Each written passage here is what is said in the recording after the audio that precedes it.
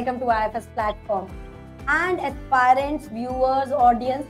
आज की स्टोरी बहुत ही स्पेशल होने वाली है, खासकर उन लोगों के साथ जो सोचते हैं कि एक गैप आ जाने के बाद पढ़ना बहुत ही मुश्किल हो जाता है और क्या ये मैं कर पाऊंगा या नहीं, क्योंकि ऑलरेडी मेरे पास एक गैप पीरियड है जिसमें मेरी पढ़ने की आदत तो नहीं रही है।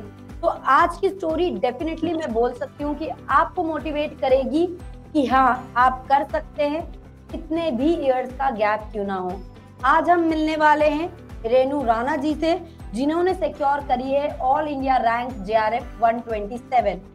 Being a mother, again many years of gap in the studies, how she coped up every challenge and succeeded. Let's talk to her, let's know her journey. Hello Renu and most welcome to the platform, dear. Hello ma'am. कैसे हैं आप? Ma'am, I'm good. First of all, thanks to IFS team. Because अगर आज मुझे success मिली है तो IFS team का उसमें बहुत बड़ा रोल रहा है। उनकी गाइडेंस एंड फैकल्टी तो मतलब अमेजिंग है। मेरे पास वर्ड्स नहीं है कि मैं एक्सप्लेन कर पाऊँ। वैसे तो सबको ही पता है IFS तो क्या। तो डेफिनेटली आपकी चेहरे की हंसी बता रही है मुझे that you are highly overwhelmed. Okay, तो लाइक अगर मैं बात करती हूँ रेनू, तो you are an example for everyone out there. आज सिंस आपने मतलब हम बोलते हैं ना कमबैक किया है, लाइक मास्टर्स 2014 में किया, उसके बाद एक गैप लिया आपने। डेफिनेटली आपने बहुत सारी चीजें कोर की, उसके बीच में आपकी शादी हुई and then again you came on to this CSIR NET examination and you have qualified it. तो ये मोटिवेशन कहाँ से मिला? मैम एक्चुअली जैसे हम मास्टर्स में थे तो एक मिथ होता बच्चों में कि ये हो नहीं पाएगा, ये तो बहुत हार्ड एग्जाम है, ये तो UPSC जैसा है, बहुत टफ रहेगा, इसमें तो जो 90s वाले बच्चे होते हैं बस वही कर पाएंगे। और मैं हमेशा से एक एवरेज स्टूडेंट थी, तो मैंने कभी ट्राई भी नहीं किया, मैंने कभी फॉर्म भी फिल नहीं किया। जो फैब में अटेम्प्ट हुआ था 2022, वो मेरा फर्स्ट अटेम्प्ट था। उसमें मैंने फर्स्ट टाइम CSIR दिया था JRF, तो वो मेरा उस टाइम क्वालिफाई नहीं हो पाया था। तो ऐसा रहा कि मतलब उस टाइम मुझे 93 परसेंटाइल कुछ मुझे मिले थे, तो मैं बहुत होपलेस थी कि यार ये तो सच में ही नहीं हो पाएगा।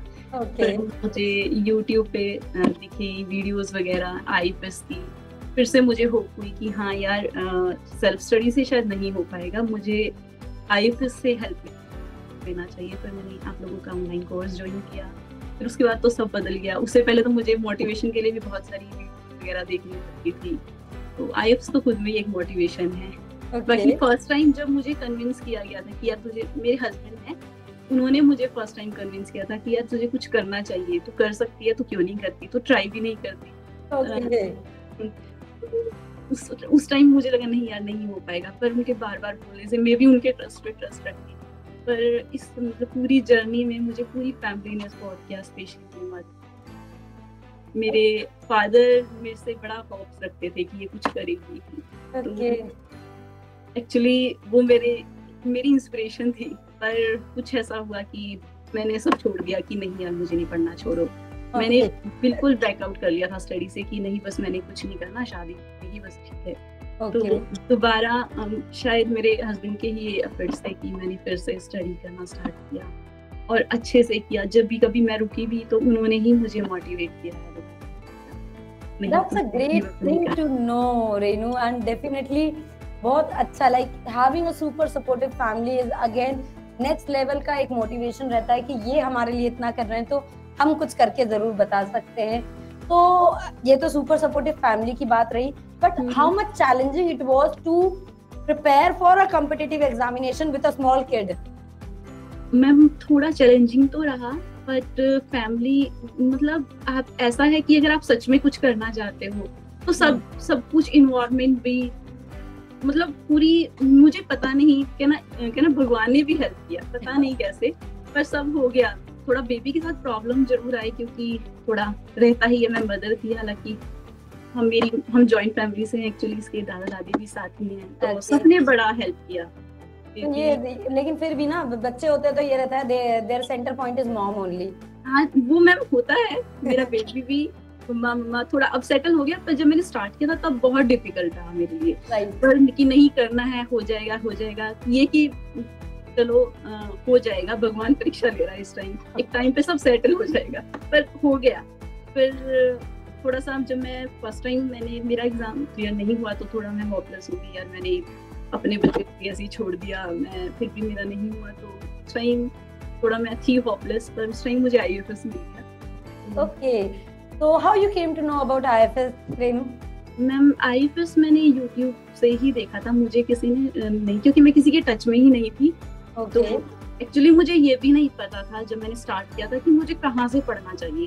स्टैंडर्ड बुक्स तो बहुत ही, मतलब मैंने 1 मंथ राउंड अपनी लर्निंगर ये सब में दिया, तो मुझे नहीं लगा कि मुझसे इनसे हो पाएगा, और मैं बिना किसी के हेल्प के स्टैंडर्ड बुक्स की तरफ भी नहीं जा सकती। तो YouTube के मैंने कुछ देखे, काफी सारे वीडियोस थे, ऑलमोस्ट आप लोगों ने 90% सिलेबस YouTube पे डाला हुआ है। राइट, करवाया, ये डेफिनेटली करवाया। तो मैंने देखा तो पुरानी 1 ईयर पुरानी वीडियोस भी, तो मुझे लगा शायद मैं यहाँ से कर दूंगी, पर वो बहुत टाइम कंज्यूमिंग था।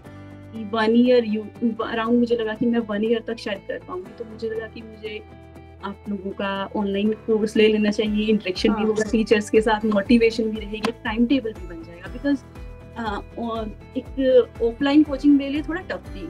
क्योंकि मेरा बेबी भी था, मेरी फैमिली थी, तो उसे छोड़ के जाना पूरा दिन तो मेरे लिए थोड़ा मुश्किल था, उसमें मेरा बेबी छोटा था, तो मुझे लगा कि ये मेरे लिए बेस्ट है।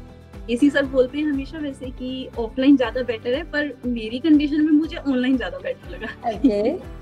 और मुझे कभी फील नहीं हुआ कि ये ऑनलाइन है, क्योंकि मैंने पूरी ऑनेस्टी से पूरे जैसे गाइड किया गया ऐसे ही, मतलब मुझे नहीं कभी लगा कि ये ऑनलाइन बैच है। मैंने इसको ऑफलाइन की तरह ही लिया, जो टाइम टेबल था, जैसे टेस्ट, रिवीजन, और जैसे वीडियोस होती थी, मैं अगर मुझे कुछ नहीं आया तो मैं उनको 2 से 3 टाइम भी देखा करती थी।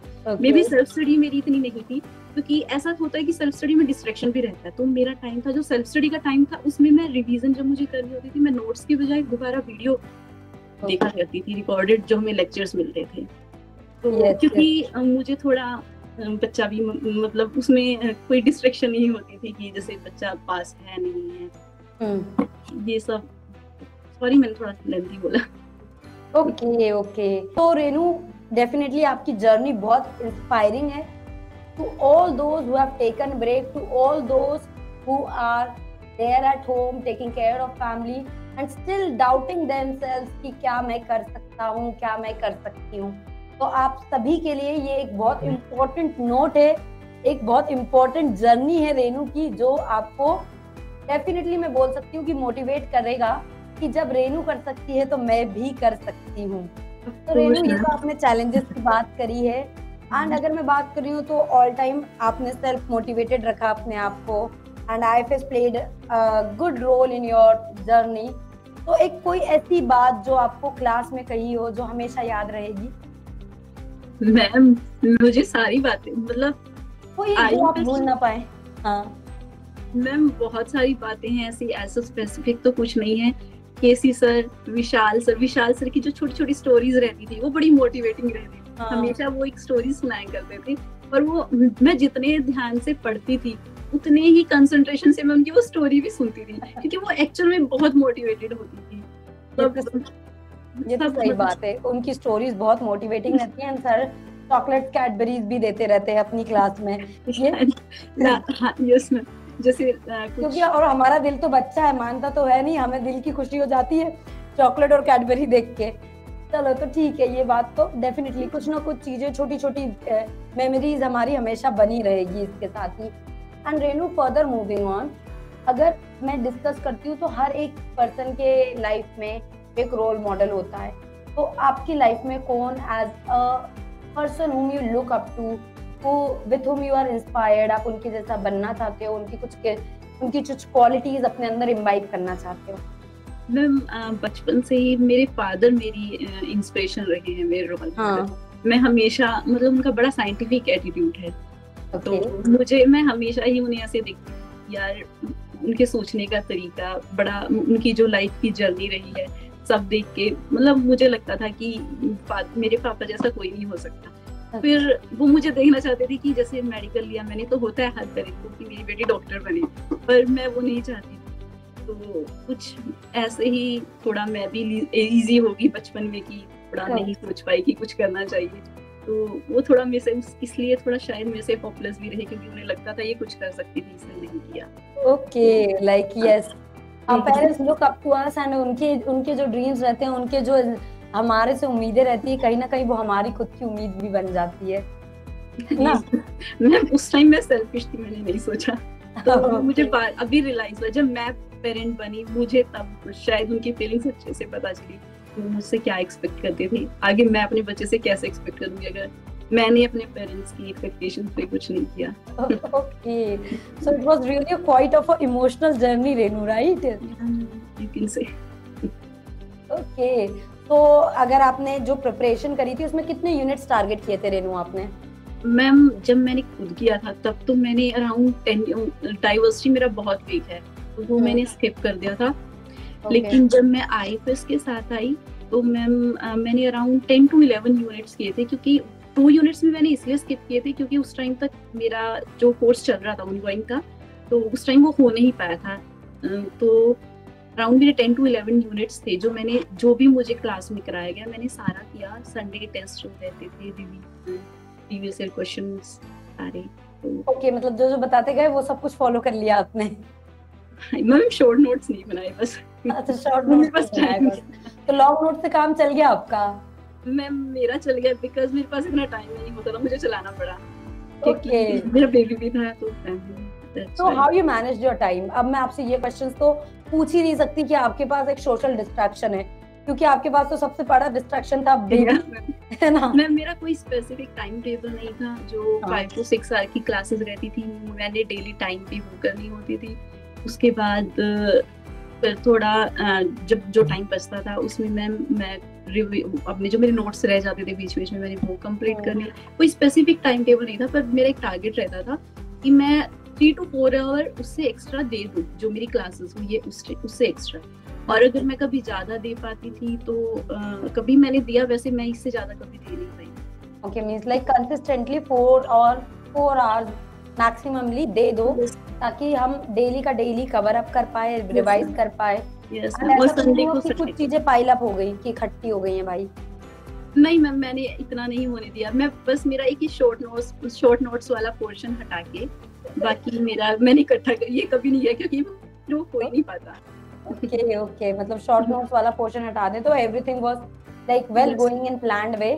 तो किस तरह की फीलिंग थी जब एग्जाम में आपने अपीयर किया था? था बहुत नर्वसनेस थी या फिर एक थोड़ा सेल्फ कॉन्फिडेंस था कि हाँ मैं कर लूंगी?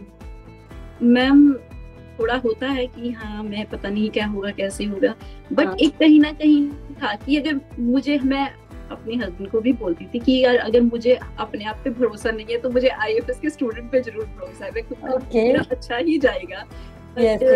थोड़ा एक मेरे को ये था कि मेरी कोर्स चल ही रहा था तो मेरे टेस्ट सीरीज वगैरह मॉक टेस्ट सब ये नहीं हो पाए थे, तो मुझे लगा कि शायद ना भी हो तो कोई इशू नहीं था कि अगर चलो एग्जाम से पहले।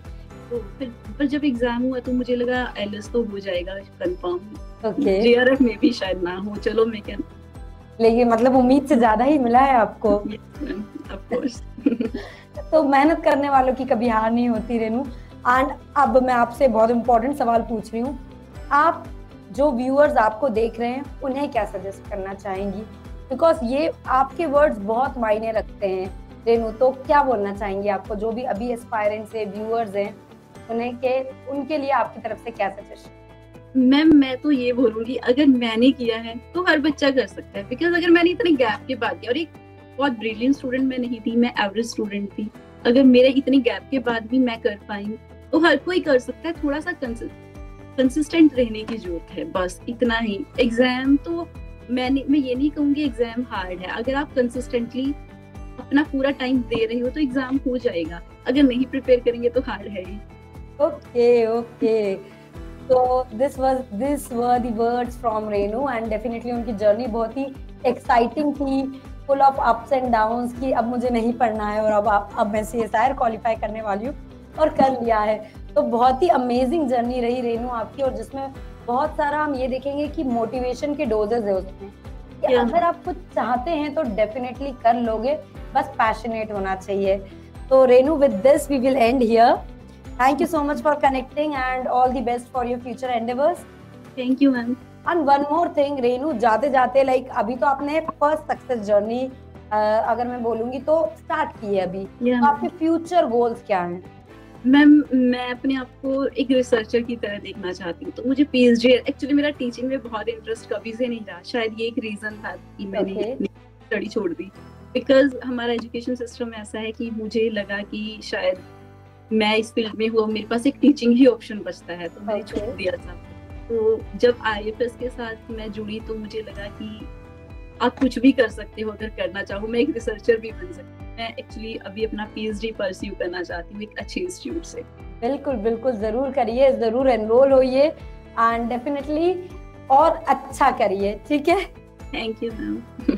चलिए तो रुकते हैं आज। ये थी, हमने बात करी रेनू से, इनकी स्टोरी में मुझे लगता है आपके पास बहुत सारे पॉइंट्स होंगे जो आपको अच्छे लगे। तो आपको इस पूरी सक्सेस जर्नी में क्या अच्छा लगा जरूर पिन डाउन करिए इस वीडियो के कमेंट सेक्शन में, और जल्द ही मिलते हैं with new success story. Till then stay tune to IFS। Thank you so much everyone and happy learning.